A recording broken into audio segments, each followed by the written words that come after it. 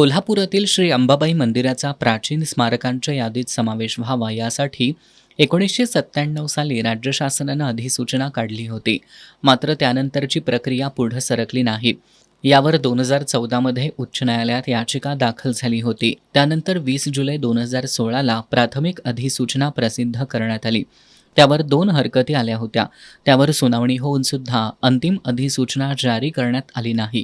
त्यामुळे गजानन विश्वनाथ मुनीश्वर यांनी मुंबई उच्च न्यायालयाच्या सर्किट बेंचमध्ये दाखल केलेल्या याचिकेवर सोमवारी न्यायमूर्ती वृषाली जोशी आणि न्यायमूर्ती संदीप पाटील यांच्या डिव्हिजन बेंचसमोर सुनावणी झाली. या सुनावणीवेळी सरकारी वकिलांनी 6 महिन्यात अंतिम अधिसूचना काढण्यात येईल असं न्यायालयाला सांगितलं.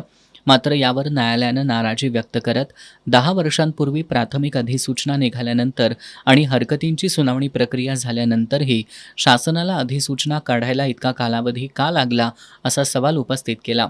तसंच अंतिम अधिसूचना 15 दिवसात काढावी असे आदेश न्यायालयानं दिल्याचं याचिकाकर्ते गजानन मुनीश्वर यांनी सांगितलं. महालक्ष्मी मंदिर हे पुरातत्व मंदिर म्हणून घोषित करावं अशी मागणी याचिका आम्ही हायकोर्टमध्ये दाखल केली होती. ह्याचं मुख्य कारण असं की 1996 साली महाराष्ट्र शासनानं हे मंदिर पुरातत्व खात्यास पुरातत्व मंदिर म्हणून जाहीर करण्यास कुणाची हरकत असल्यास त्याबद्दल हरकती मागवल्या होत्या. हरकती सगळ्यांच्या दाखल झाल्या परंतु पुढील कुठलीच कारवाई झाली नाही.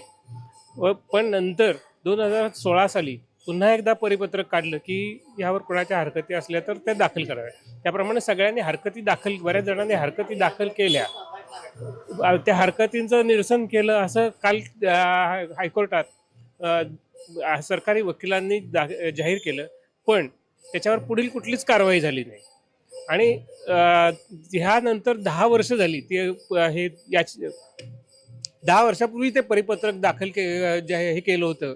पण कोणतीही कारवाई झाली नाही. म्हणून कोर्टानं हे तुम्ही चुकीचं करताय अशा पद्धतीचे ताशेरे वकिलांवर किंवा सरकारी ह्याच्या यंत्रणेवर ओढले. आणि आता फक्त 15 दिवसाचीच मुदत त्या अधिसूचना जाहीर करून मंदिर पुरातत्व घोषित करावं असं कोर्टानं सरकारला सांगितलं.